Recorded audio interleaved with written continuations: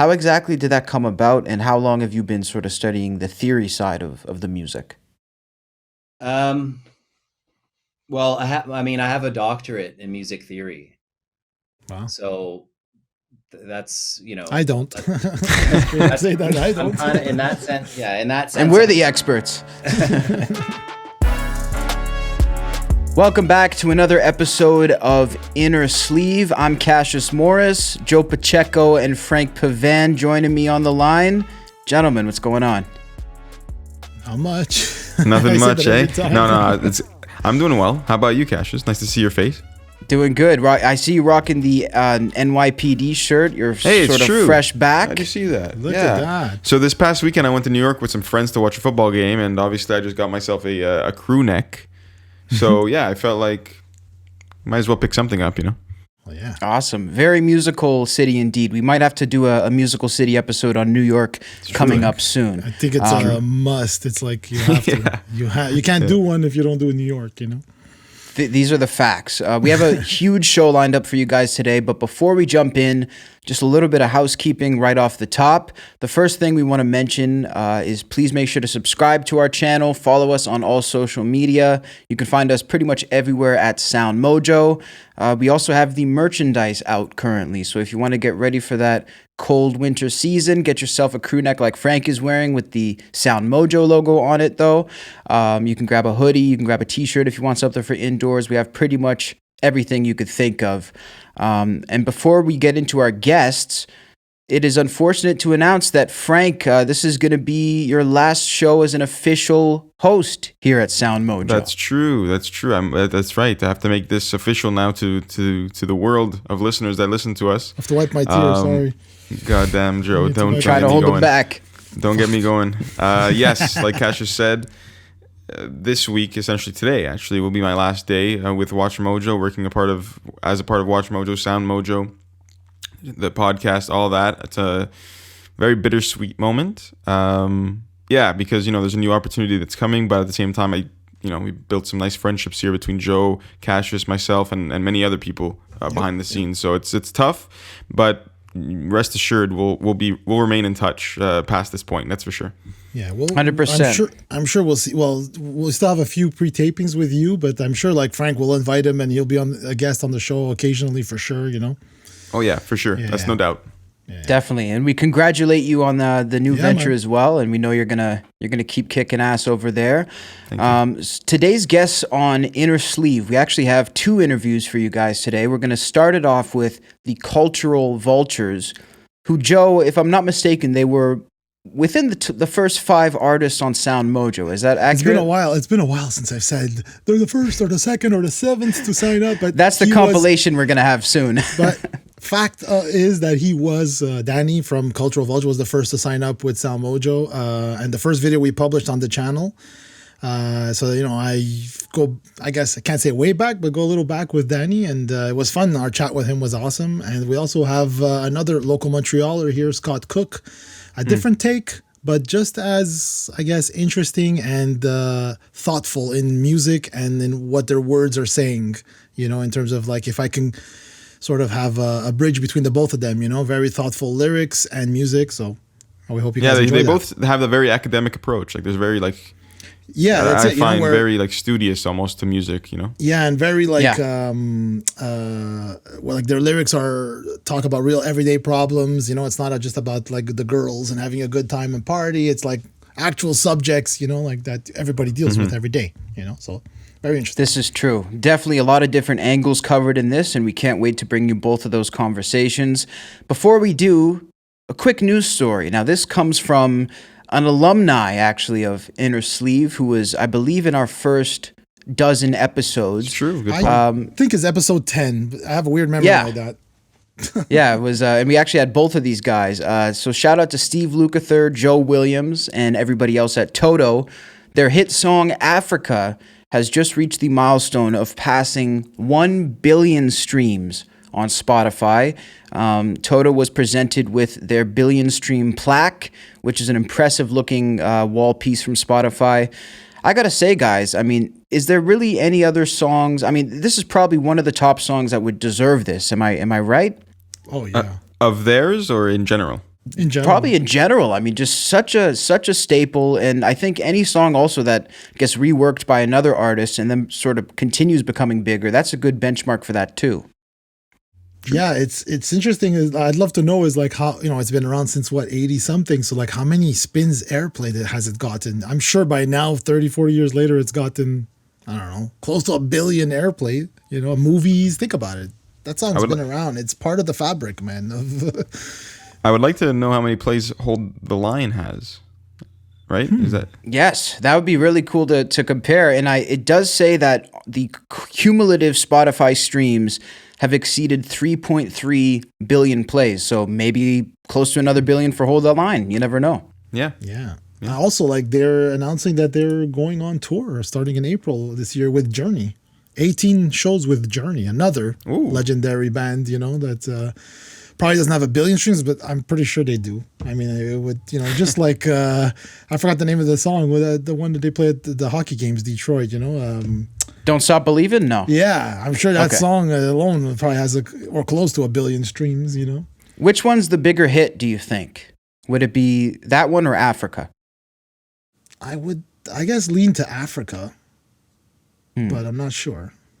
But anyway. Don't Stop Believin' is pretty crazy. Maybe I we would could let have the said listeners. Don't Stop Believing personally. I just feel like it's a bit more like usable or like I don't know. I feel like anyway. I don't even know if that's the right word, but I feel like Africa's huge and it's popular, but Don't Stop Believing is like massive. I don't know. It's like that one's huge. All my Sopranos fans will vote Don't Stop Believin'. So maybe I'm a little biased in that regard there. But no, two massive hits, and we definitely congratulate Luke and Joe Williams and all the other guys over there for their success. Now I think we have a little bit of On This Day. Frank, did you want to take it away with this? You know what? Typically, Cassius, we do trivia then On This Day. So I'll hit you guys with some trivia, and then we'll do On This Day. Sounds good? So Frank What am I thinking over here? Frank gets his revenge today. I call the shots, all right? Okay, number 1. Which music superstar was offered a professional ice hockey contract in 2012? Ooh. Professional music star. We don't have options today. No, I mean, a few of them have options. This one is, it's a massive superstar, so I'll limit the options. And when you say here. you mean NHL? Correct. Okay. 2012. Who was a big superstar? 2012. No, I have no idea. I was gonna say, can you tell us what team? But like, I don't think I'm gonna try to guess. Okay, well, I mean, I can give you a hint, but it would narrow it a lot. Oh, okay. Let me put mine in before the hint. Yeah. I'm gonna say Justin Bieber. Ding, ding, ding. I was thinking Right the there. same thing, but like, That was the right one? Nailed it. yeah, nice. Wow. Okay. Wait, What it team? must have been for the Maple Leafs then. Of course, right. From Ontario, an Ontario boy, loves the Maple Leafs. It was that. Yeah, that's it. Wow, I thought of okay. it. I should have said it. It's all right. Number 2. Michael Jackson's 1982 album Thriller featured a duet with which other legendary artist? Why don't I know this? You know this, Joe. Well, I'm assuming it's with McCartney.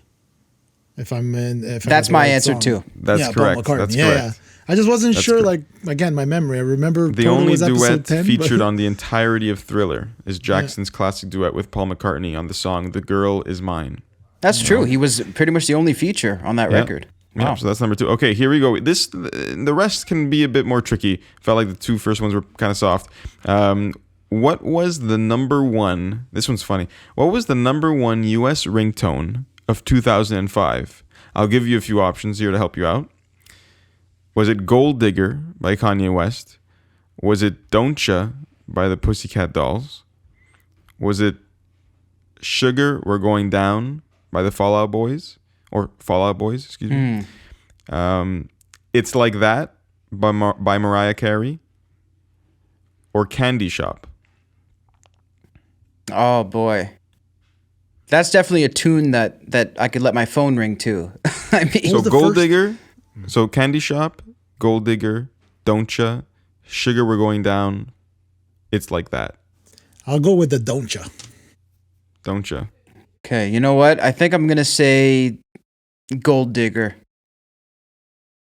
Candy Shop, boys. Oh, that was good. I knew I should have said that Can too. you imagine that? That is so 2005. Oh my god. Oh my gosh. Oh Yeah, my that's God. it's almost as retro as like recording a song in your voicemail and then like, hey, I'm not at the phone right now with the music in the back. Man, times have changed. I mean, and this was the #1 US ringtone in 2005. So can you imagine, like, can you just imagine in a corporate setting, like in a big boardroom meeting, you just got Hold on, I gotta take this. Just 50 Cent playing. yeah. So yeah, that one was Candy Shop. All right, number 4, 2 more to go here. Which well-known Hollywood actor claims so there's a little bit, it'll narrow your scope a little bit. Which well-known Hollywood actor claims he turned down an opportunity to be a member of the Backstreet Boys? Ooh. Okay. No options, but I can give a hint. Okay, I'm gonna need it. Please. It's pretty vague, eh? This actor is Canadian. Okay, so this actor is Canadian. That's tough. That's a tough one. How about oh boy. Mike Myers, I don't know. I mean, Jesus. Okay, Mike Myers. Which well-known Hollywood actor claims he turned down an opportunity to be a member of the Backstreet Boys? Now, keep in mind, Mike Myers is older than the Backstreet Boys. Yeah, Let's put that's this guy in the same age group. I can't think of anybody young. Canadian and same age group. I'm trying to I would think say of it. Ryan Reynolds, but was he even a thing back then? I mean, I don't know. Ryan Gosling. it was Ryan Gosling. Okay. You got the Ryan. Okay. You got the Ryan. Yeah, you got the part. Ryan part. Do I get 50% half is a good. point? No. Yeah, okay, half a point. All right. So that was it. So considering the success he has achieved as a leading male actor in Hollywood, it is unlikely that Ryan Gosling, who is reputed to be a better vocalist than even Justin Timberlake, regretted his decision not to joining Really? the Backstreet Boys. Interesting. I think he did Wow. pretty good for himself. I was Yeah, thinking, he held down the fort, that's for sure. Yeah. He got Backup he got his plan. bag. Last question for you guys before we get into On This Day. In what century did Belgian inventor Adolphe Sax invent the saxophone? Wow. Yeah. So should Got I give you options. Yes. Okay, I'll give you options. Was it the 17th century? Was it the 18th century? Or was it the 19th century? I say 17th. I was going to say 16th. So 17th is 1601 to Yeah. 99, right? Yeah. Or whichever. 18th. 18th, so 1700s. 17th for Joe, 1600s. It was the 19th. It wasn't that early on. It I thought wasn't the that sax early has on. been around forever. It was Yeah, I thought it was around fire since and the then 18th saxophones. I thought it was that order. There you go. Since the 1800s. It was Keep the the sax mid alive. 1800s. Mid 1800s when Antoine Joseph Adolphe Sax, full name, invented the saxophone in the mid 19th century. He intended it to be used for both orchestral and military purposes. And while it never took off as a mainstay orchestra instrument, the saxophone has been utilized regularly during the classical musical period in general. I mean, I think it's a pretty Yeah. big. It's like a mainstay not compared to maybe today like a guitar or the drums or a bass. I don't know. I feel Well, like the saxophone is pretty popular. Yeah, definitely. it's When like they a mean mainstay. mainstay, meaning like every orchestra is gonna have a violin, it's gonna have the cellos. So maybe it's not always needs a saxophone. Trumpets and horns, yeah, but maybe not the sax. But it's definitely it's everywhere. Eh? That's an interesting instrument that went through jazz, pop. Yeah, It's still being used. Cool that today he put his name in it, too. Rap, too. yeah. Yeah, all different genres of music. So I guess Cassius took this one. I fluffed on a few. It was interesting. I think there's a mix there of some stuff. All right, so let's get to On This Day. Not too many, but a few interesting ones here for you. So 19th of November 2006, a guitar played by George Harrison was set to fetch more than £100,000 at a London auction. The Maton MS500 guitar was used on the Beatles' first album. Wow. Pretty Yeah, massive. definitely worth it, I think, for sure. Pretty sick. We were talking about if we had all the money in the world, what memorabilia we'd buy. Joe, we once spoke about this. Would that? Yeah. Would Van something like this Halen be was on the your list? Frankenstein. Something, Yeah. anything from the Beatles, I would take. Anything from the Beatles if I had that kind of money, for sure. Yeah, Especially the first album. Yeah. for real. Insane. For real. 19th of November 2012. Holy shit, this is crazy, guys, honestly. 2 farmers were found not guilty of health and safety offenses after a giant hay bale crushed former ELO cellist Mike Edwards to death. Oh, He was killed instantly when the 600-kilogram bale rolled down a field and landed on his van near Totnes in Devon. Don't know where this is. Is it in England, maybe? In September 2010. In March 2011, in Plymouth, an inquest jury returned a verdict of accidental death. Wow. That's a brutal way to go. That is a brutal way to go. Who would have expected something like that? I mean, just a freak accident. Bizarre. Yeah, I agree. Wow. I just lost my page. Let me get back to it. I hope Fill that's in the not time, what they boys. read about me one day. I mean, like that would be so disappointing. I mean, that's just a brutal way to go, honestly. Like, can you imagine getting, like, blindsided by a hay barrel? 600 kilos. Yeah, brutal. Wow. All right, last one here for you guys. 19th of November 2016, so only 5 years ago. A furious letter from John Lennon to Paul McCartney and his wife, Linda, written after the Beatles' breakup, sold for nearly $30,000, 24,200 pounds, to an anonymous collector in Dallas. In the 2-page typed draft with handwritten notes, Lennon criticizes the couple for their treatment of him and his wife, Yoko Ono. The attack is said to be in response to Linda's criticism of him not publicly announcing his departure from the band. Wow. All I People gotta are say dramatic, huh? is find someone who loves you and treats you the way John Lennon treated Yoko Ono. If you can find even a fraction of that amount of care, you're probably going to be in it for life with that person. He loved that woman, man.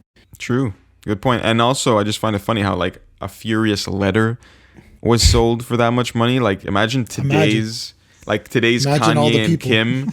Like, somebody's going to Yeah. buy a text message exchange. Yeah, an NFT of the NFTs, text exactly. messages. Yeah. Anything could be sold at this point. Audio recording of him losing it somewhere, like. Oh Yeah. my God. Yeah, that's an interesting point, man. We're going to see it, like, or maybe we won't. We're going to see it. It's going to happen. I It's won't gonna be here. happen. Probably you guys will probably still be around, but like, it'd be interesting to see what happens. What is now sold as memorabilia? This is the This is first true. cell phone that he ever used. This is his first iPhone that he ever had. Insane. Beatles collectors are so fanatical too. I've never seen somebody collect so many little things as Beatles fans, but they were a moment in time, The thing is, they're so huge for so long that, like, some people will just buy a pen he used or something like that. It's crazy. Yeah. But I Next would, level. if I had that kind of coin, I would be more into like guitars or an instrument or maybe, I don't know. There's so many things. I bet you even lyrics books, like of what they wrote their lyrics or ideas and stuff. Could be interesting. Yeah. Unreal. That is Well, all for on this day, by the way, boys. We can move on. Yeah. Beautiful. We appreciate that. And hopefully you guys got a kick out of that as well. So now we're going to move into the first interview portion of the show. This is going to be with Cultural Vultures. Again, the first music video posted on the SoundMojo page. So we're taking you guys all the way back. We're hopping in the DeLorean and we're That's going it. back to the beginning of the page. And then we're going to come back with some... We're back to September 2019. That's it. We're going all the way back. And then after that, we're going to catch up with Scott Cook. So let's go chat with the one and only Cultural Vultures.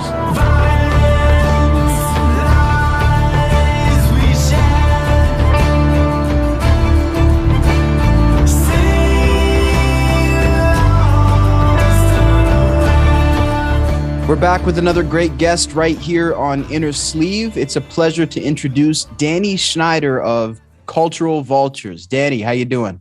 How you doing? Appreciate it. Thank you for having me. Thanks for coming on the show. So calling us from Kentucky, is that correct? Yes, Kentucky boy, born and raised. Very, very cool. Now, I know we always ask about sort of the origins of each artist and how that affects them. Do you take a lot of influence from being a Kentucky boy, or is that something that maybe doesn't relate to the music as much? I would say that Kentucky has there's just different sects of Kentucky, and where I grew up, like my buddies and I were just always in love with every type of music that wasn't from Kentucky. So we would like anything from Pink Floyd to Zeppelin to just the Doors, and then it like went to Bjork and like that kind of stuff like that. Like I remember in high school in the 90s I went through a industrial phase and was really into all the wax tracks type stuff out of Chicago, was happening in Chicago and stuff like that. And we would travel around, and part of being in Kentucky is you see this like huge world out there that is not Kentucky, and we wanted to be a part of it and see it. So that I would always just soak in everything I could like a sponge, and if it moved me in some way, I'd do it. I'd go for it. So I got a question actually quick off the top, Cassius, because Cassius and I are relatively new to the channel. Joe obviously is the leader of it all. When did Danny and Cultural Vultures become part of the channel? Oh, okay, that's to me, I guess. Yeah. Sorry, I didn't specify there. I'm sorry. No, about it's that. all good. Yeah, definitely. Like I always say, like every artist we have from SoundMojo, I always say like is the first artist, but definitely Danny is the first artist to sign up, and the first video we published on SoundMojo, as well as promote to the audience of Watch Mojo. And like I don't know if you've heard the music there, but when I heard it, it was instantly like, okay, this is cool, because it's got like such a variety of blends, like you were saying, you know, like well, you could tell because right, you went from the Nine Inch Nails, or let's say this industrial, to some trip hop. I know we had some conversations, Danny and I, you know, we were familiar of trip hop and stuff like that. But like the one thing when I'm listening, checking out his songs and stuff was like, okay, I get, you know, you get that Doors vibe a bit, you get like a bit of that Led Zeppelin, you get that Pink Floyd vibe for sure. But what was really cool is that everything just felt comfortable, familiar with the songs, you know, like I didn't have to try to like the stuff. It was just like, hey, what's this? You're like, oh, okay, this is Danny. Okay, this is Cultural Vultures. Okay, very cool, you know? So it just feels comfortable, familiar. And what's interesting is when we published Catch Hell for Comfort, I mean, like the audience really reacted extremely positively. I actually took some notes here from some of the comments, you know, like I'll read some here. I can't pronounce this name, so I probably won't. But the symphony is just perfect because there's like some orchestral stuff in the background. I love this. Downloading them when finishing, listen to the third time. Awesome minor chords. Throw, you know, like all kinds of like. Can't stop listening to this. Next to Radiohead, this might be my favorite new band. Like, wow. When I read that, I was like, whoa, I'm a huge fan of Radiohead. Praise. So, yeah, exactly. You know, this is a song that we could all have in our lives, or we all need in our lives. So like, these are, you know, awesome. For me, it was like, wow. It's like, yeah, it was all, we finally published, because, you know, you're there for months talking about, you know, designing the logo, working on this, trying to see what are we going to do? How do I get artists to sign up to this? You know, so it's like, you know, huge challenge the first few months. And then once it published, and, you know, and it's funny because one of our coworkers, Derek, said, well, that's, you know, like when I was so excited with the reaction of the audience and stuff. And Derek said it plainly. He just said, well, that's good scouting, man. That's good, like, you know, A&R, like discovering great artists, you know, so. Basically, thank you, Danny, for supporting. Thank you for supporting the channel, for taking a chance with SoundMojo, and I'm just glad we could, like, you know, help you out, man, in the way, any way we could. Like, I never expected anything that I've done to ever really go anywhere. It's just, you know, it's just one of those things. Like I would say that the music market, movies, everything is just so oversaturated that like it gets even difficult just to find something that may interest you, because there's just so much content out there. So I never expected anybody to even like pay attention to it. You know, like the music part of it is the only thing that I feel comfortable with. Like everything else, like as far as putting myself out there and you know, being at the forefront of this band and this music and everything, like I always feel a little bit out of my shell. You know, but when I start writing and I do the actual music itself, that's the only thing that actually ever feels natural to me. Is it like I know myself, I struggle with this or whatever, but is it like hard to promote yourself? Like, is it hard to get out there and to talk about yourself and it's like, you know, listen to my music, watch my stuff? Like, yeah, it definitely is. It's such a strange thing to have to just talk about yourself, you know. It's like I've always looked at myself like, yeah, I'm just some guy, like I'm, you know, like I'm not anything special at all. And then like all of a sudden people want to talk to me about me. I'm like, well, why don't we just focus on the music? Let's just talk about that, because that's way more interesting than I am, you know. Yeah. See, I go through withdrawals if I don't talk about myself. So I guess there's a big difference there. Well, that's the balance. That's all the about balance. But seriously though, Danny, how do you balance that though? Because a lot of people, when they get to the point where they feel out of their shell, they either pull away, they don't do it. Is it that the music is so enjoyable that it sort of balances that out for you? The music is definitely what has always driven me. Like it's like a form of meditation. Like even when I write the music myself, like I feel like I almost leave my body, like have an out of body experience, and then when I come back, I'm like, oh, well, that was nice. I'm surprised that came out of me somewhere. You know, it's almost like, I think Michael Jackson once said it that in order to write something, you have to let God in the room. And I'm not like a super religious person, but like there's some truth to that. Like you have to let whatever energies or whatever visit you, and then kind of come up with whatever you come up with, because I'll be writing for an hour and a half, 2 hours, whatever, and then I'll just lock into something, and then like it'll all just come out, and it's a strange sort of thing, and like getting to that point, that meditative sort of state is what keeps me calm and keeps me sane in the world. It's just I'd say my own religion, my own calm. Yeah, a lot of people say like it's like the flow, right? They call it the flow, or in the zone, like an athlete, right? When you're like, you block out all the noise and nothing else exists literally besides that moment where you're in, which is great because it is a meditation. Rob Moog also said, or Bob Moog, the synthesizer, the Moog synthesizer designer, he's also said, like, he goes, I feel like I'm just a conduit, whereas this just came through me, and which is kind of what you're saying, right? Where it's like, just let it, just be receptive. Because a lot of people think about, you got to hustle and do, which it does take that kind of work. But I find sometimes like you just got to be, because like you just got to be ready for when the inspiration hits, and then you got to go. You just got to be ready to receive it and then just go with it. And I think it like spans across all different art forms and whatnot, like not just music. Like I know Einstein, like when he would get stuck on a mathematical problem or whatever, like he would pick up the violin and then just play, and then kind of forget about it, and then it would come back to him while he was playing, and he would be able to, like, it's like music helps open those synapses and make the synapses fire in your brain a little bit differently, that it just lets it in, and it's just such a strange thing with that. So, but if you can lock into it, like there's something definitely there. Yeah, it's a very unique sounding process. I've also heard it, people who paint, people who do music, they've almost compared it to like some sort, and I guess we went from religion to now exorcism, but some sort of exorcism, like they're getting something out of them. Do you feel that too? Like maybe you can't tell exactly what it is, but you get something out that you needed to release? Yeah, for sure. Like I know that a lot of my lyrics and whatnot are slightly darker, and that's it's not like I'm trying to do that ever. It's just like, because I've tried to write happy songs that are just like really fun and poppy, and it doesn't work. Like it doesn't work for me.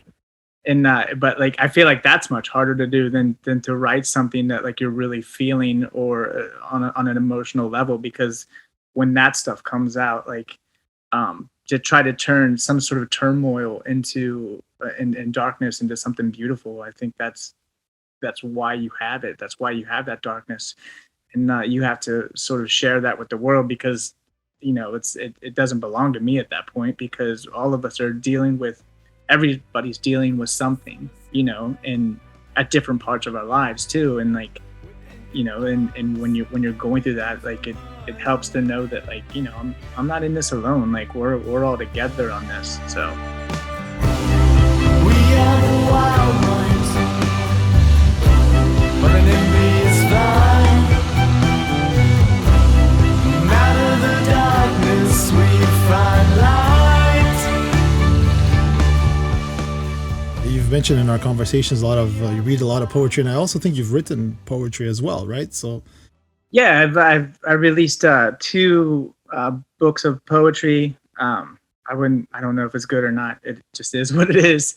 But yeah, I've released that and I've always read a lot of poetry, from Yeats to Jim Morrison to like a lot of rock poetry, Bob Dylan, just stuff that when we were younger, definitely you could relate to a little bit more. And I've always felt personally that the perfect marriage in the history of the world would be between music and poetry. Like, Yeah, well said. Very well said. I'm curious about the name of the group, Cultural Vultures, or the name of the effort. Where exactly does that come from?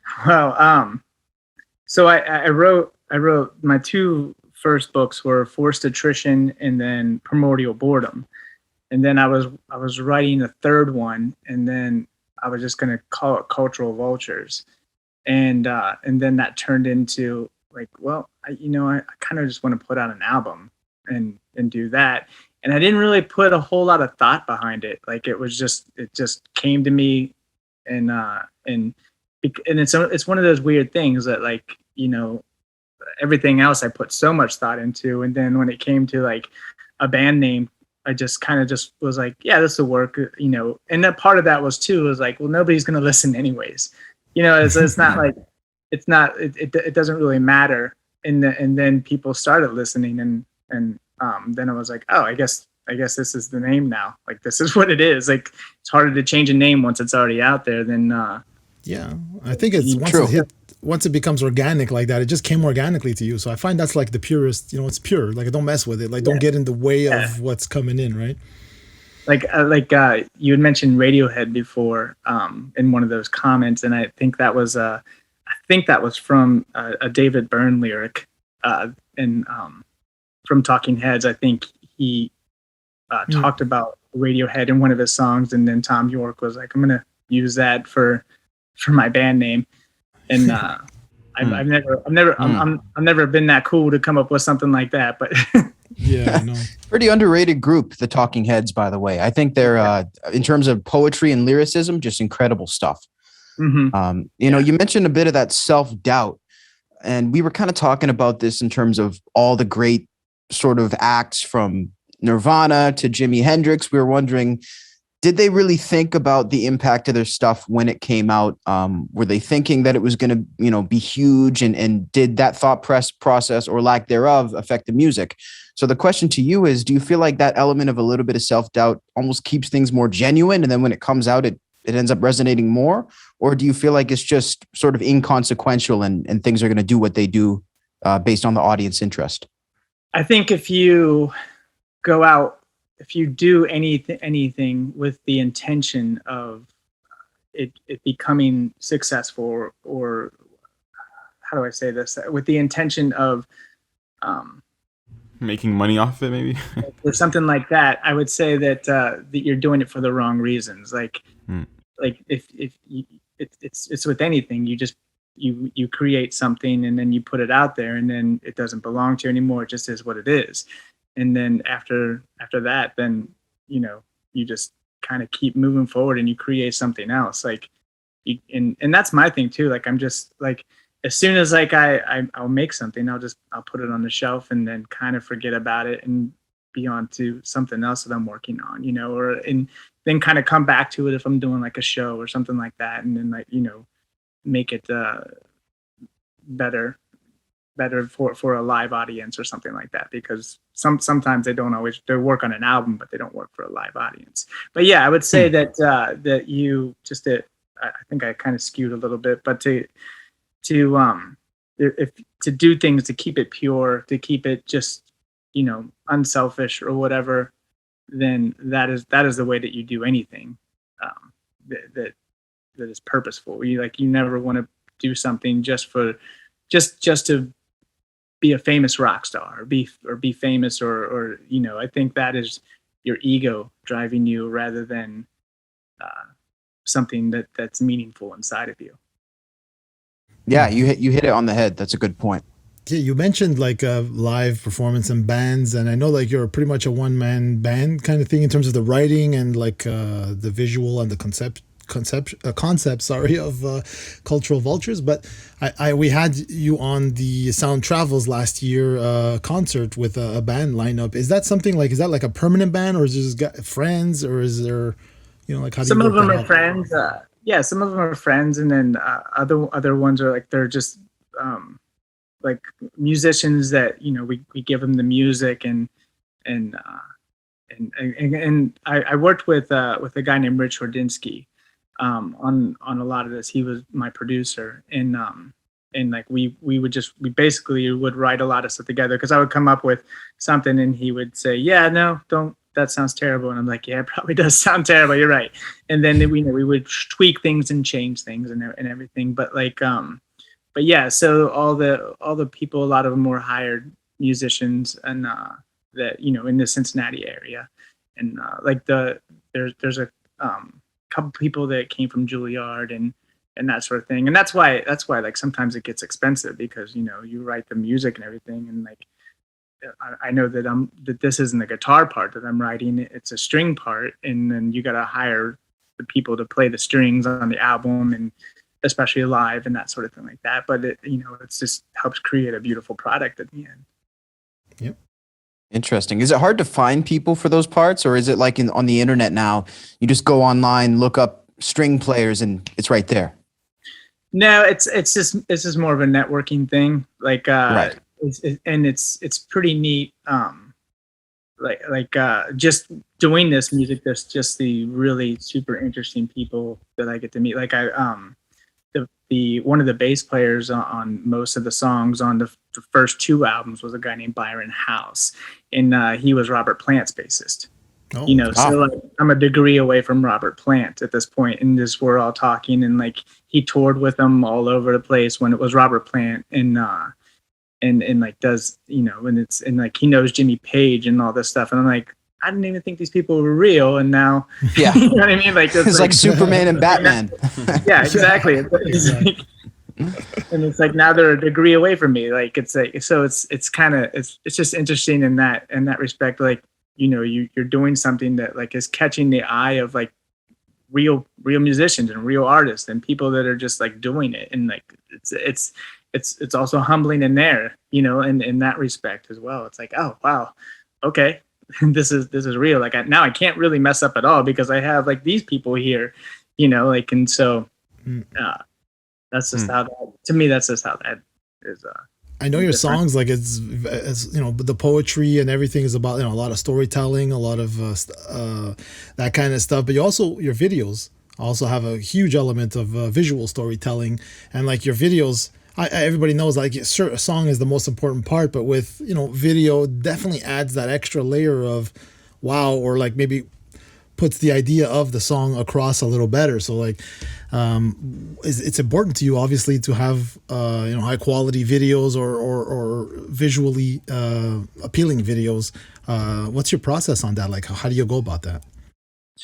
Well, I'll come up with an idea like for Catch Hell for Comfort. I one of my buddies, he directed those, and I told him like I want this to kind of mirror German expressionism, like the dark shadows and the that sort of like noir feel to it, Yeah. and so that's what we were kind of going for with that, and then we brought in this girl that he knew that, and she did all these like weird dances and stuff like that, and he got all these different like crazy angles with her, like that kind of stuff. And then like I remember I think Stay was the first one that I had done, the first actual music video that I'd done, and he was like, well, what do you want? And I was like, man, I don't know. Like,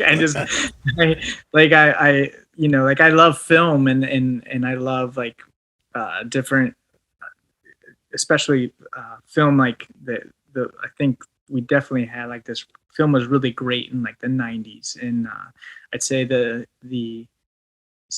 probably the 60s, the 70s got real dark. The 80s got like super campy and fun, and then the 90s just was like it was dark, but it was fun. It was like a combination, like the a crescendo of like those past decades, just like kind of came up in the 90s. And so, I was like, well, I kind of want to tell a story about this, but I don't want to come off like you're just hitting on some girl, like whatever. It was like the actual song was like that you meet people in your life that are kind of terrible to you, and they've done terrible things to you, and like you don't really understand why or whatever, and like This is like about my ex. It could very well be. It could very well be. And there's a line in that song, and I was a firefighter for Newport, Kentucky for like 13 years, and there was a guy there that was and now I'm a firefighter somewhere else, but there was a guy there who was just like a terrible human being, and there's a line in that song that says, "So you'll burn it down, but I'll rebuild, and from the embers you'll see me climbing still." And it's like it was kind of like that sort of thing. No matter what anybody does to you, you'll always find strength. You'll find your strength, and like that's when your limitations, like what you're capable of. And so that was kind of the point of that. And I wanted to try to get that into the video somehow. And so that's why we came up with the story with the girl and whatnot. And then like every video that I've done has just been something like that, with that sort of like conscious effort to it. I don't know if it like translates well or not, but I think so. No, I think it does. I think you watch your videos and it shows that there's a meaning behind it. It's not just like, okay, I thought this would look cool. I just like this color for no reason. It seems to be a story. And as we're hearing, it's very methodical. So it's good to have that. One thing I am curious about, I know there's a lot of up and coming artists or people who haven't even started being artists who maybe want to, that watch this show and this channel. What would your advice be to somebody who maybe has in their mind that they want to make a song, they have some music in their head, but they just don't know where to start? What would your advice be to them? To just do it. Do it. Like, like don't get in the way of yourself. Like sometimes like your own worst enemy is yourself. Like I've always been the type of person that feels like I can do anything, and like it's not about me, it's just about the process going through the journey. Like I always like I build a lot of furniture, and I can build anything, and like I didn't know how to build anything. I just learned how to do it because I didn't want cheap furniture, and I didn't want you know what I mean? Like I wanted something that was handmade that I can hand down to people that I love, and I would make stuff just for people that are friends of mine. I'm like, here, you can have that, and it's want to be friends. I was just gonna say, I'd love to be your neighbor. Sure. What do you want? What do you need? You need a coffee table? But like, it's that's the thing. Like, and so I mentioned the furniture building thing because everything is just little baby steps. Like you don't ever think about the big picture, and don't think about like, like how do I get here? Like, there might be an end goal, but don't think about it. Just keep doing baby steps, and like you keep making small accomplishments, and then all of a sudden you look back and you realize you've really done a lot, and you've accomplished a lot. So that would be my advice: is just do it. Don't get in your way, and just make it happen. Yeah, it's easy for a lot of things to become daunting when you've never done it before. So and trust the process, but basically. Everybody trial by fire. Yeah, everybody who's ever done anything has never done it. Like there was a point in their life when they hadn't done it, and then like the more familiarity that comes with it. Like the first time I walked into the studio and like I had to sing, like I was sweating because I was so nervous. Because I didn't want to look like a fool in front of these people that that are recording me, who like and I just went for it and did it, and they were they were like, yeah, that was good, or no, that wasn't. Yeah. That's perfect. Do it again. That's the perfect exactly. Do it 4 more times so you're warmed up. Mechanical savior, we are equations in this filtered reality. This lifeless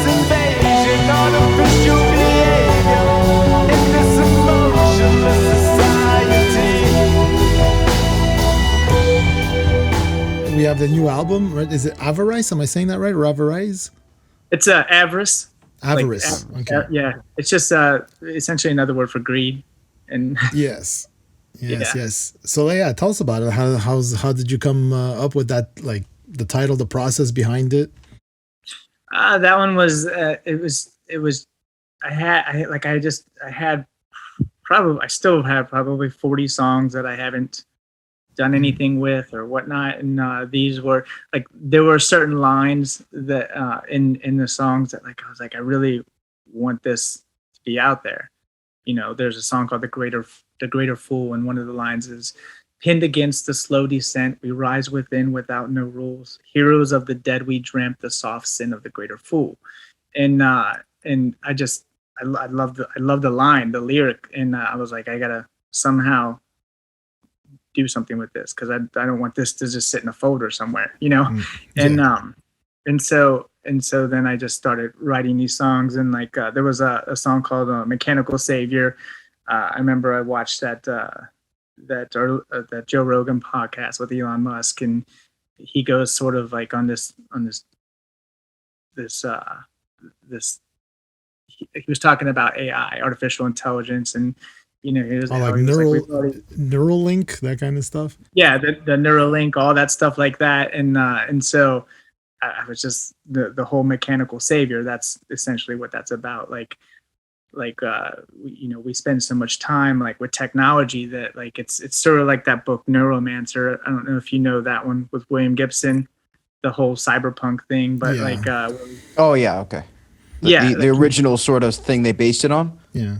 Yeah. I think it was that was one of them. Yeah, that they based it off of that book, and but it's like the whole idea of high tech, low life, sort of thing. Like you have everything at your disposal, and like you don't have to work for anything anymore or anything like that. And then so we have all this stuff, but then what are we really getting out of it? Like it starts like really like we stop learning and we stop progressing because we don't have to anymore.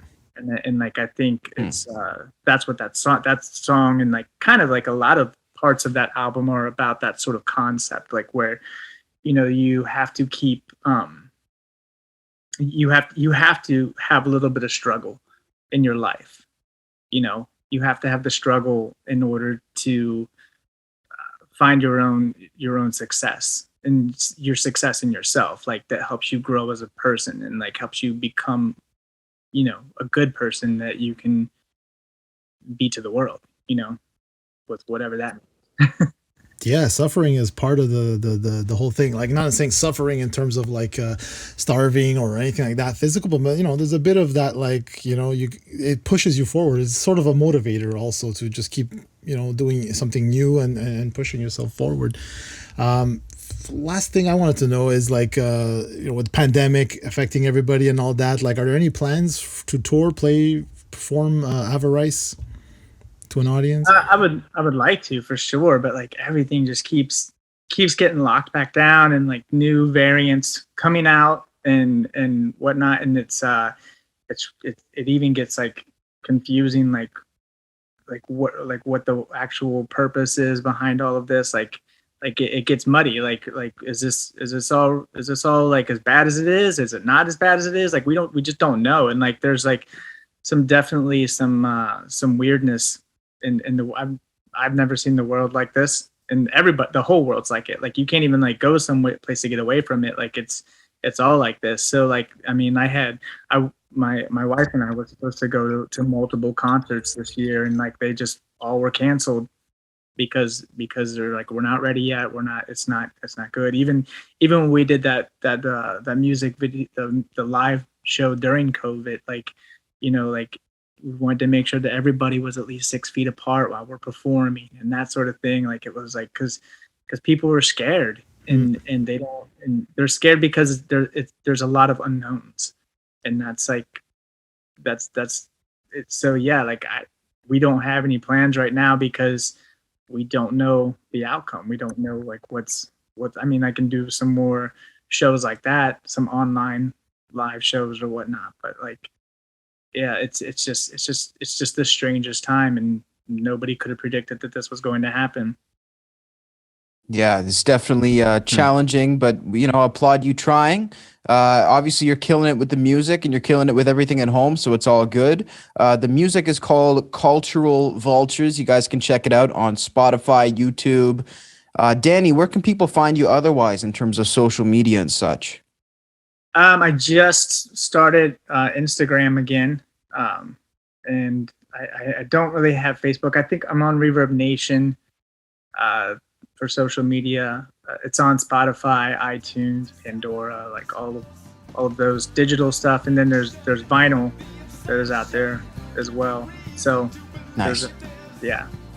Very cool. Danny, thank you so much for your time. I appreciate it. Thank you so much for having me. Thanks for coming on, Danny. Thanks. Danny. Real sister, says the preacher.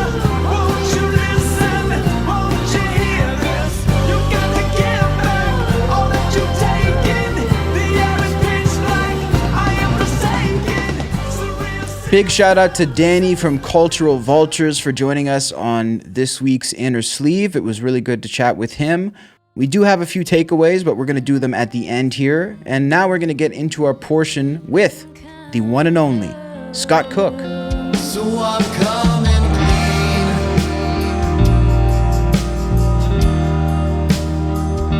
It's who I am. It's not who I claim to be. And who you thought I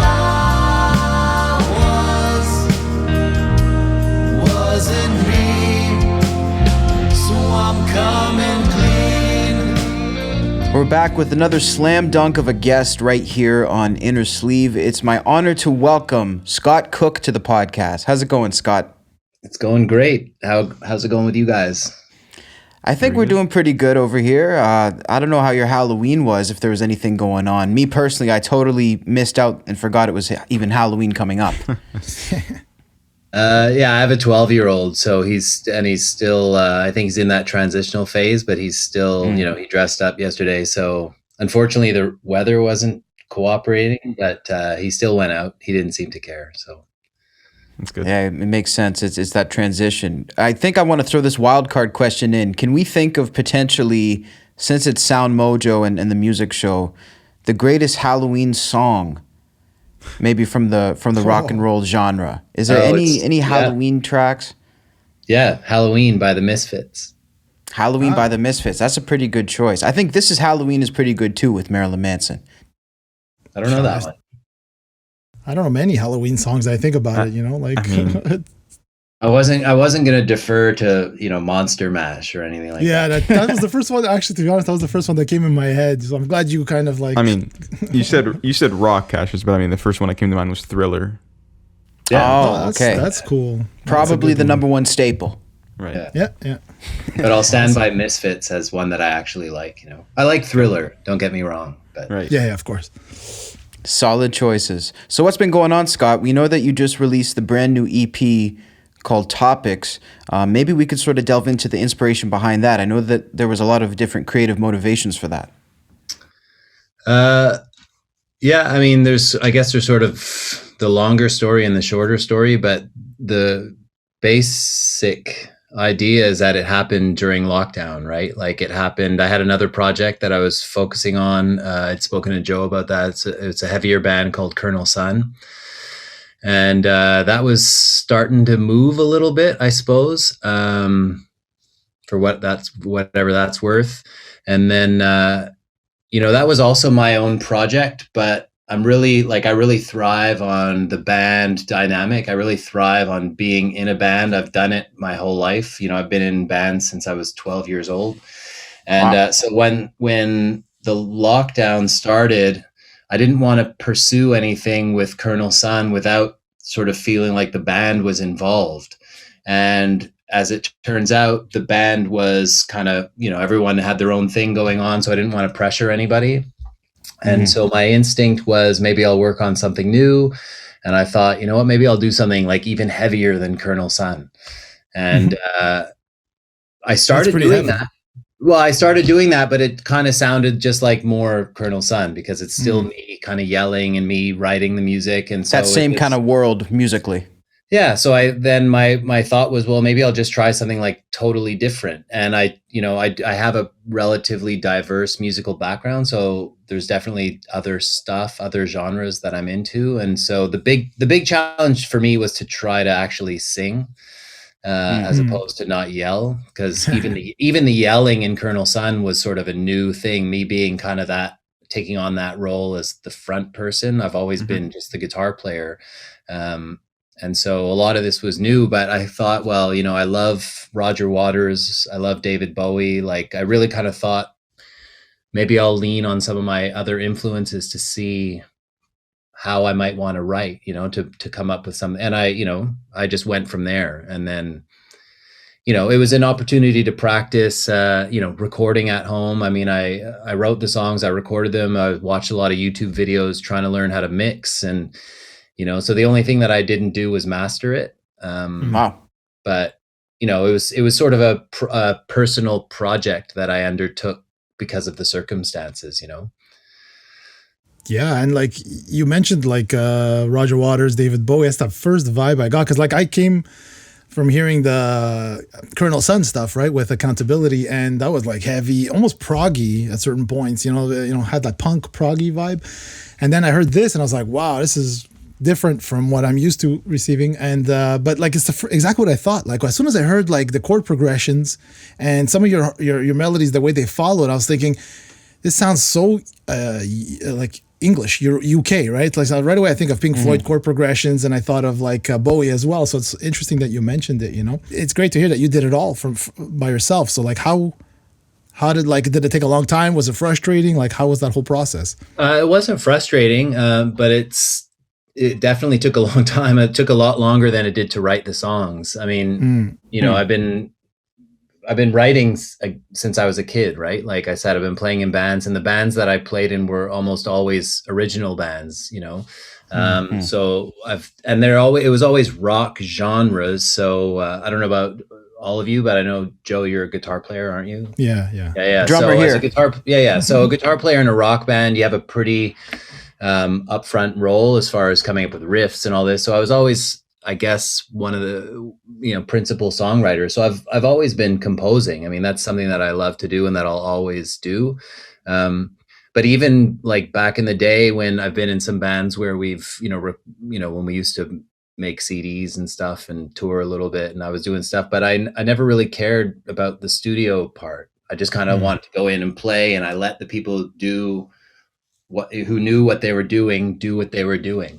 Yeah. But over the years and everything, I mean, and as things become more compact, I've acquired some gear, and I wanted to take advantage of it. So I just saw it as an opportunity to actually try to learn some of this stuff, because it's much more efficient. I think these days, like being in a band, in my modest experience, is about efficiency, right? Like, because I grew up in when bands are bands, and they you get together and you say, okay, we're jamming today, and it's like a jam is like 8 hours long, because you're writing songs on the spot and you got to remember the songs, and everyone sort of got their input. Whereas like with Colonel Sun, and now with this new thing, it's just been, I write something and I send it to the guys and they learn it. Like and that's not about any need for possession or credit or anything. It's just efficiency. Like these days, like I'm 47 years old, right? Like I don't have time to jam all day long. So it's a system. Yeah.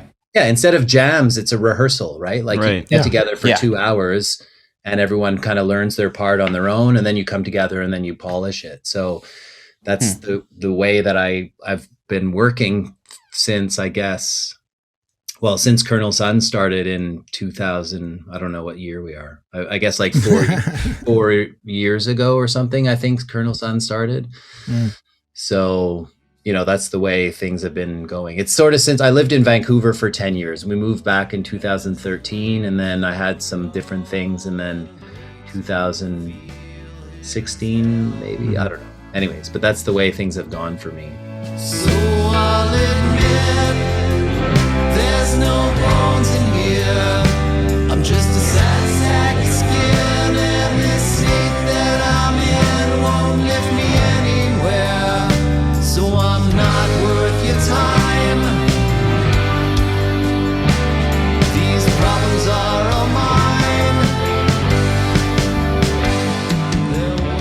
one thing I noticed about the songs, and even looking at your website, it's like your songs are literal stories that everybody faces every day, kind of stuff, right? And it comes across really well in the videos. I find, like you get the message and the point. There's no no guesswork, right? You took out all the guesswork. It's very like your heart is on your sleeve kind of thing. You're just showing it. So I was wondering, like, in terms of video concepts, like, how do you deal with that? Like, how did you plan those out? Well, the first one, the one that you guys have aired, I think you've only aired one so far, for No Bones.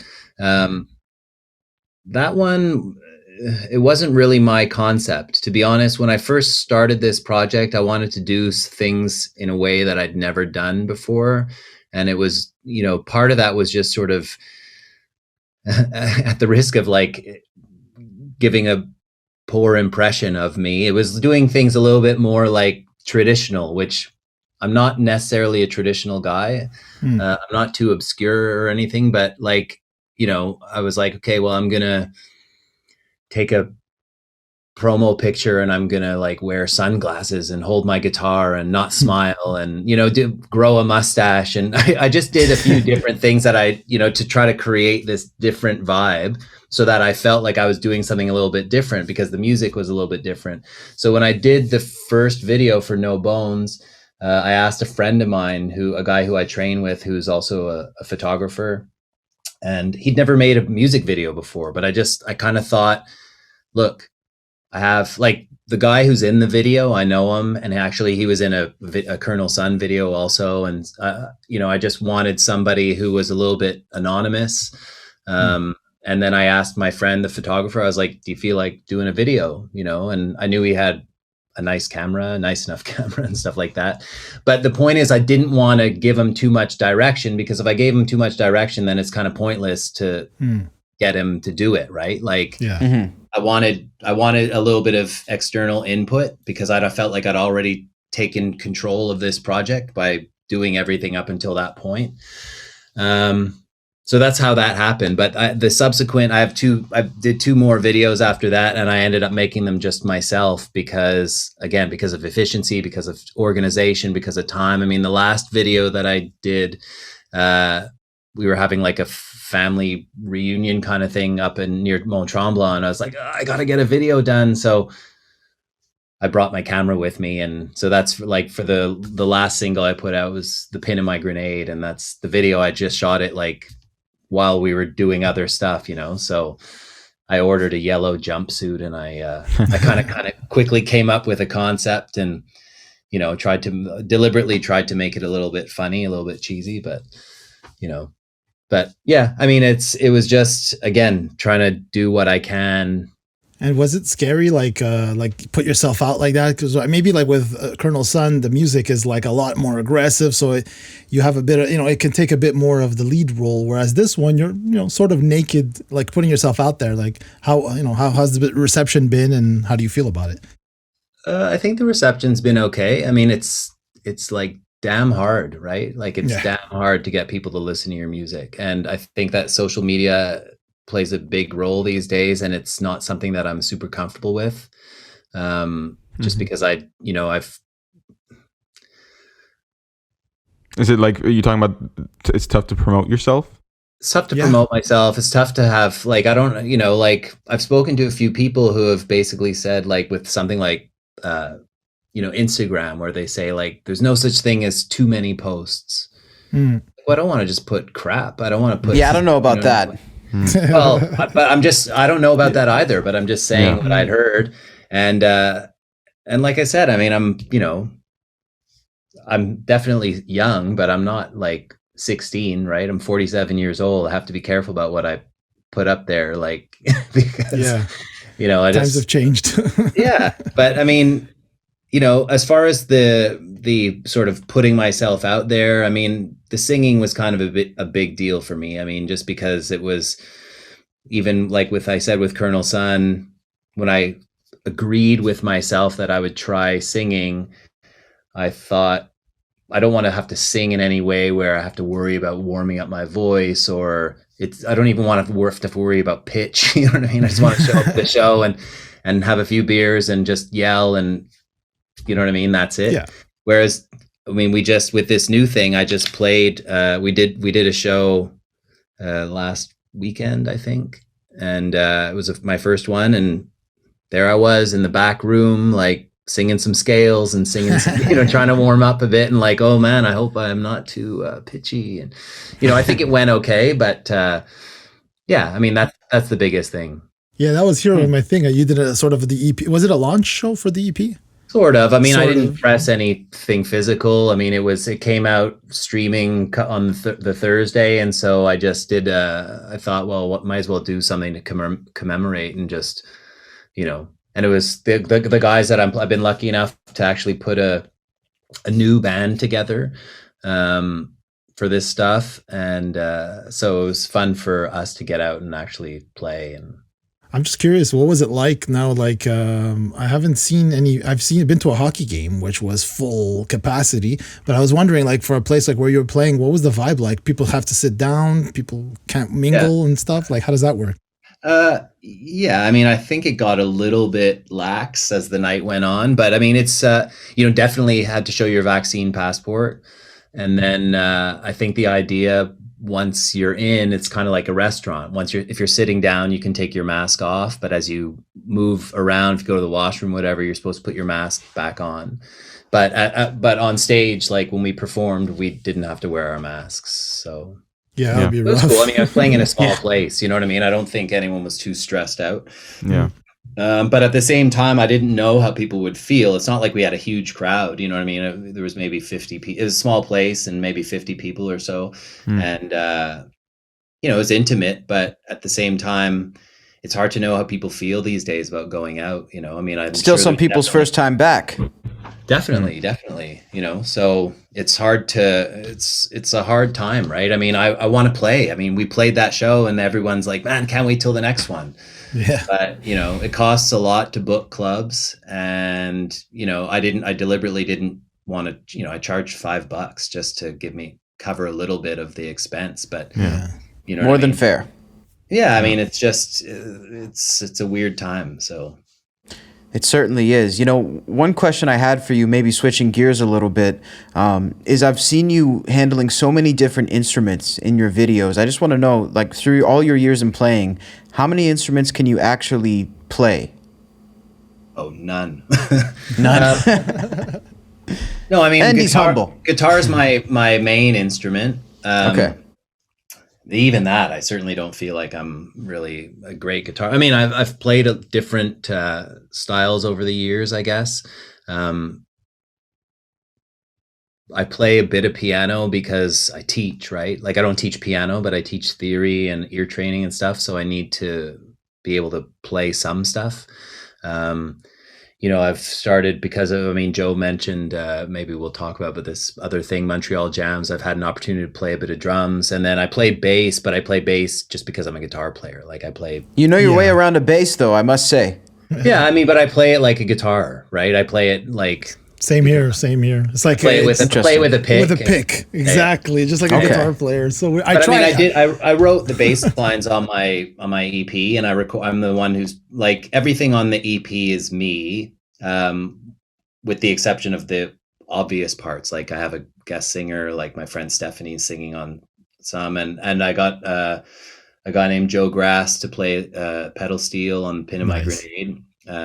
And then on No Bones, there is piano on that, which I wrote, but I got a friend who's an actual pianist to play, just because I thought it would be better. Otherwise, it would be probably like, very robotic. If it was me, it would be the same all the way through, Yeah. And what's it like writing on your own? Like, are you able to finish tunes? Like, because you have no one else to sort of like come in and sort of like, I'm stuck here, and then someone else will come in. What's it like on your own? Yeah, it was good. I mean, I don't have any problem with it. It's funny though. I did realize that it got a little bit lonely. If I can share like a semi-personal kind of experience, there was last Easter, I think Pearl Jam was airing like one of their concerts over like a high quality, like HD concert on YouTube for a weekend or something like that. And my wife and son, I mean, between the three of us, that's a band that I think we can all get into, whatever. And it was just like, we were like, let's just put it on. We'll put it on the TV. We'll turn it up. Nice. And the first song started and I got all choked up. I started to cry a bit. And there were two reasons that I got overwhelmed, because one, I just realized I missed live music. Like, this was an outdoor festival and it's just like, I hadn't done that for a while. But the other thing was I said to my wife that I realized that I've been feeling kind of lonely because I've been so much time in my headphones. You know what I mean? Yeah. I just got this feeling like you miss interacting with people. So that's the thing. I mean, I had no problem with like writing these songs and finishing them. And like I said, I did it with Colonel Sun as well. But I think it got to me a little bit. Because there's like, when you have no interaction, I wasn't, as opposed to Colonel Sun, I was at least bouncing ideas off of people. Even if I was writing it, I was kind of writing it knowing that somebody else was going to be getting involved and playing it. Whereas with this stuff, I was just writing it to do it. Wasn't really sure what I was going to do with this. I was just writing it because I wanted to write and record and practice mixing. And you know what I mean? It started out as just, I'll just go one step at a time, one song at a time. So there was no bouncing ideas off of anyone. Mm-hmm. So that's what made it a little bit more like closed off, you know? Yeah, it becomes very insular. I mean, I don't know if that's even really a word, but like you're so much alone, and like you said, like in that headphone feeling, and like you even mentioned with the photographer, it was almost refreshing to have someone coming in with some of their vision and saying, okay, this is how we should shoot the video, and not completely taking control. So moving forward, are you going to try to maybe have more people to bounce things off, like continue growing that network, or is it something that you're okay with at this point?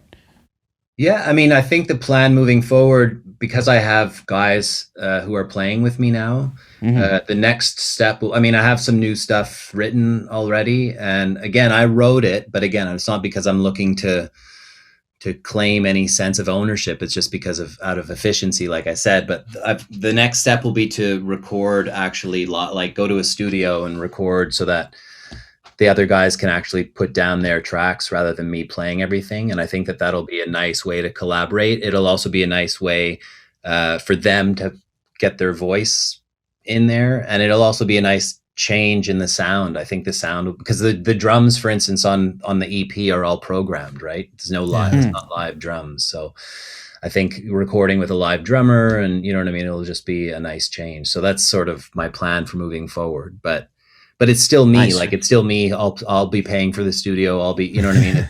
It's kind of my project in that sense. All I ask from them is I ask for their time. Yeah. But luckily enough, they feedback. Like it. Yeah. Luckily enough, they like the stuff. So I feel fortunate in that sense. So. Cool. You mentioned Montreal Jams before. I've heard about it here and there around the city, but maybe you can elaborate further. Yeah, I mean, it's something that I started in 2018, and it's, basically it's a band camp for like amateur musicians. You sign up for each session. There's different projects that they can sign up for, and a project would be like the Beatles or the Stones or the Tragically Hip or whatever, Pearl Jam or, this Sign me up for that school. We're doing this session. We're doing Lenny Kravitz and Weezer and Blondie, and so each session it's you sign up whatever instrument you play and whatever days you're available, and then my job is to just kind of piece the bands together. And if I can form a band, I form a band, and then they do 10 weeks of rehearsals, and then we host a show at the end. So it's going. What's that? Could you really be a beginner in this, or do you have to at least have some grasp? You can be a beginner, but you have to know. You have to be able to learn. Like, we don't teach you how to play the songs, right? Okay. So this is where, like, you can be a beginner in the sense, if you're a guitar player, you can, as long as you can sort of strum through the tunes. Right. But you're playing in a band, right? So we're not giving lessons on how to play the songs. Still a nice interactive setting though for people. Yeah. Oh, for sure. And it's definitely like, there's a lot of people who have signed up over, the time that it's been happening that like have never played in a band before, or certainly never played a show before.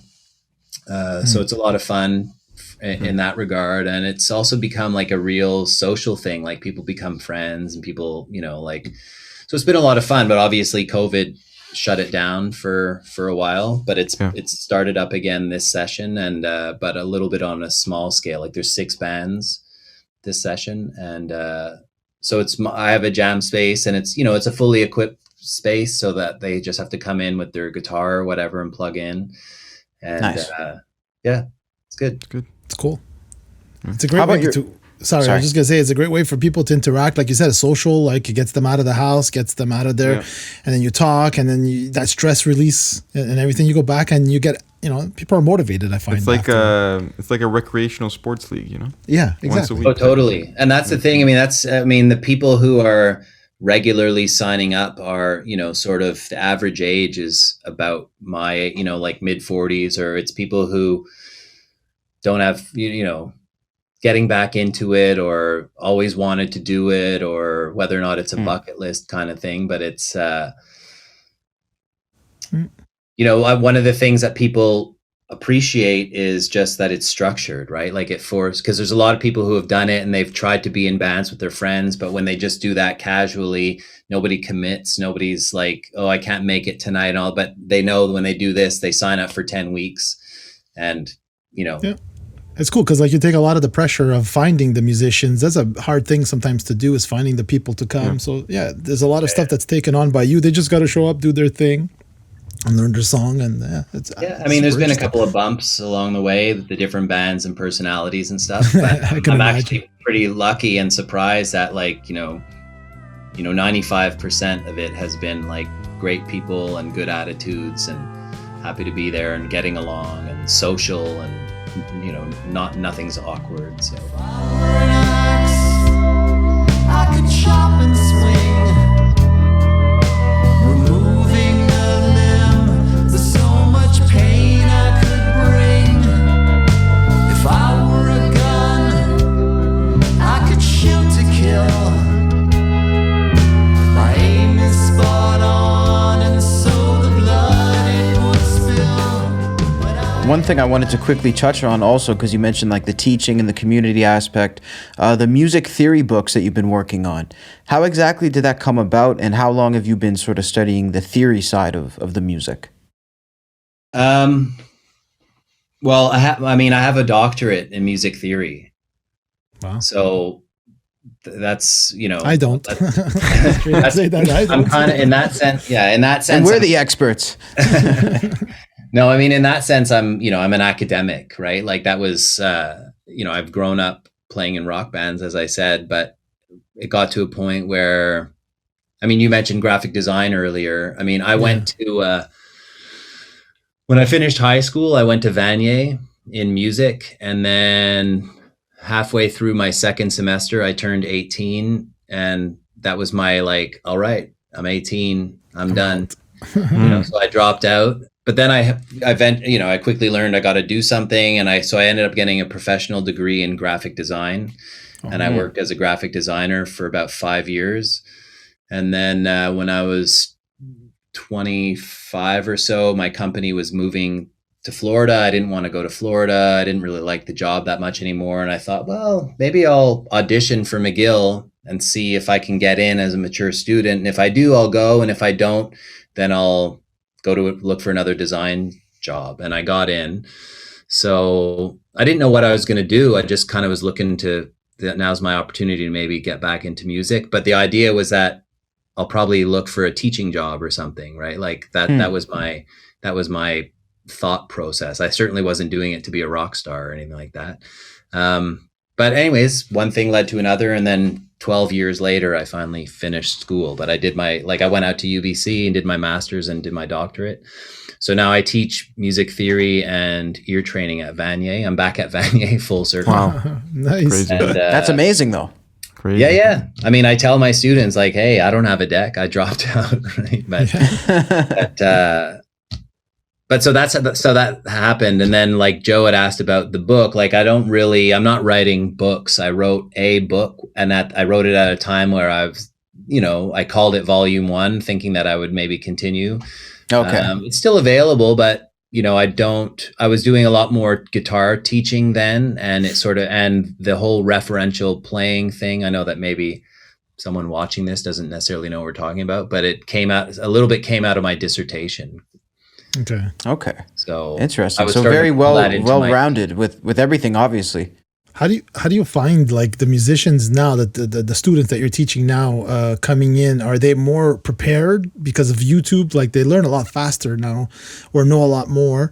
Are There's they a few more more or less resources. prepared? Yeah, that's what I'm saying. There's more resources than when we were kids, but like I'm wondering, like, do they come in with these preconceived notions of like this is how it is, and like how do you deal with that? Yeah, it's a bit tough, I think, these days. I think I don't want to say anything in case anyone's watching. Well, that's then. I mean, the younger generations, I think, have their own challenges. I mean, everyone's got challenges, but there's a little bit of a sense of entitlement, I think, that goes along with the way things are these days. Even with my own son or whatever, it's just like you said, it's a little bit different.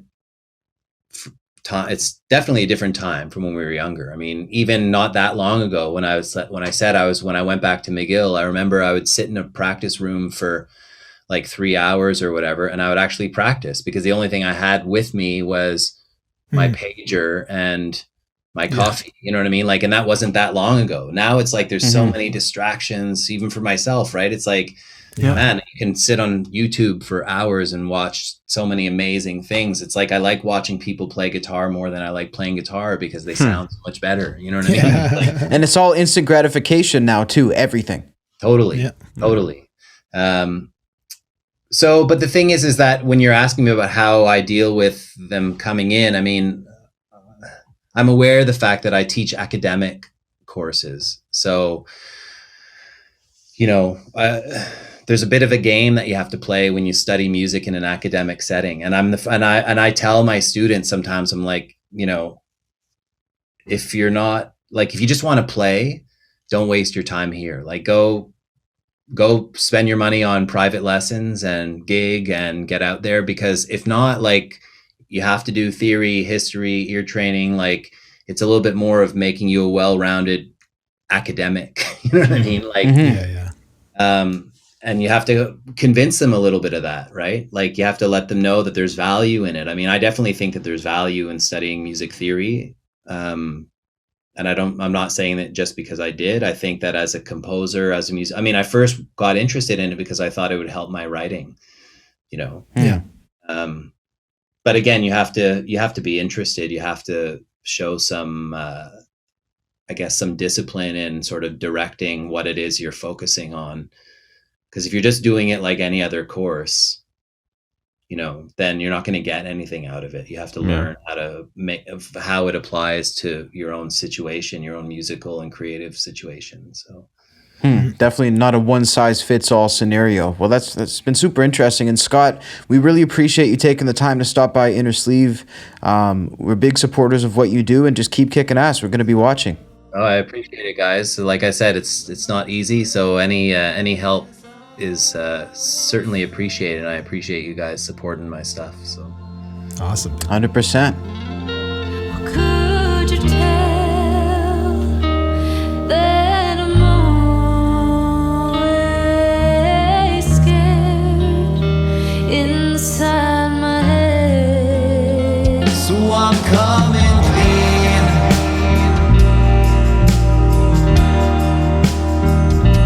To who I am. Big thanks to Scott Cook for taking the time to chat with us and get into his process behind the music and the music videos. So many interesting tidbits in this, and I sort of agree with what you were saying, Frank. Like, this is, when it comes to like a musical academic, especially a guy like Scott, he's way up there. Like you can tell that this is not something he takes lightly, I must say. No, I agree. Like, I feel like if Danny and Scott could meet with each other in a room, they hit it off. Like, they seem, like they would both, have like analytical minds almost when it comes to music. Like, they calculated is maybe the better word I should use. Yeah, I think that it was nice to pair them up together. I feel like, if people stayed for the entire interviews, you kind of, you definitely learn to more of of maybe niche topics or subjects within music, like nothing too super mainstream or anything like that. It's more like the ground level of certain people who, like, Scott's a professor. How the mindset of a professor, of a musical professor. Yeah. What I liked about both of them is like the fact that like both have really nice videos. Danny has more of the poetic style videos and like cinematic-ish, whereas Scott is more like, it's also cinematic but more everyday. I find, it's like he's walking down the street. It's all about being, coming clean, stuff like that. It was interesting that, they both ended up on the same episode. Like, I'd like to say I did it on purpose, but I kind of just didn't. It just sort of like, I find when pieces fall into the place on their own, it's meant to be kind of thing.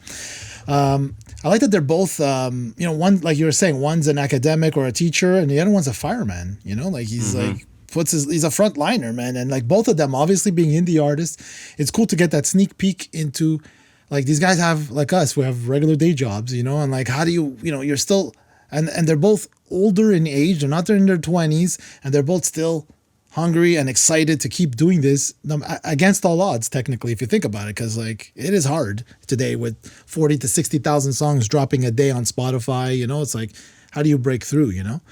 So it's interesting. Joe, we did mention that Cultural Vultures with Danny was the first video that you posted, and just for sort of the up and coming artists out there, obviously good music is a main component, but other than that, like, what are the factors that make an artist stand out to you when you're watching or listening and saying, okay, I want this on SoundMojo maybe over a different submission?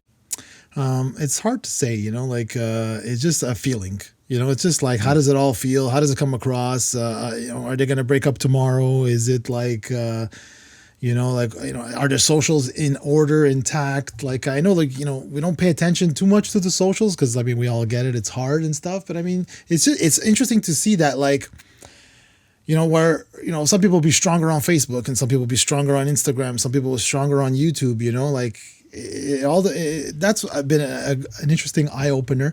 Another thing, if I can give advice to other artists, indie artists and stuff, is to label your stuff properly. Like, in the sense, I get so much stuff where it's like it's their picture and it's just image.746,532, whereas like, put the band's name, put your artist name, and maybe even what album it's associated to, because it's easy to search if anything gets lost, So yeah, little things like that. I know it doesn't, it's not gonna pay your bills, whatever. But like, I mean, anything that will get somebody to know, okay, this belongs to this, or this goes to this, or this is this person, that's something I would, work on. But I mean, like you said, obviously the song, the music is what's the most important.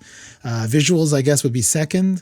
But that's it. Like, I prefer, obviously, and like anybody else, I'd want to put a video clip on the channel because it's more entertaining people. But people still also like lyric videos a lot. So that's what I look for, that. Good music, active artists, and that engage their audience. Not like there's like 30 comments and they've never responded to one. It's kind of like, engage the audience, man.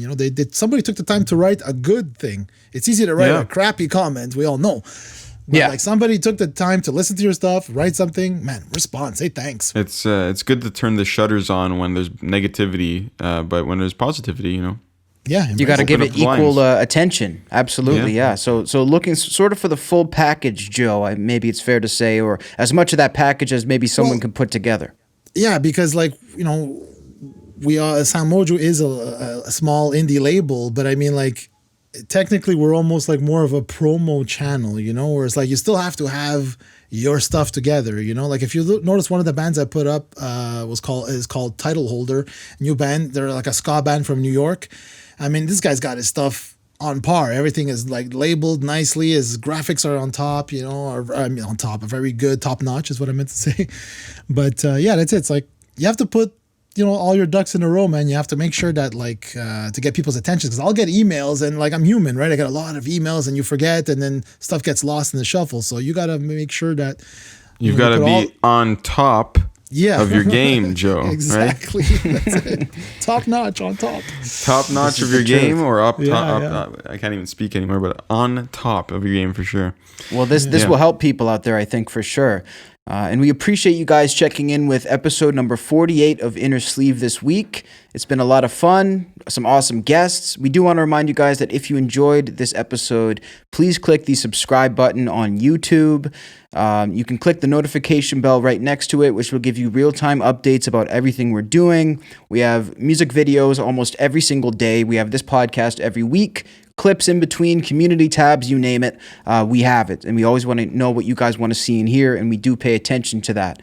Also, make sure to check out our merchandise, which is available in the description of this audio or video. We have a ton of SoundMojo stuff available for purchase, which you're not going to want to miss. And of course, for everybody who's tuned in on our audio platforms right now, also make sure to subscribe there. That's Spotify, Apple Podcasts. Anywhere you can find a podcast, you can find Innersleeve and SoundMojo. So make sure to stay tuned in with us. Thanks so much for checking in. We'll catch you guys next week.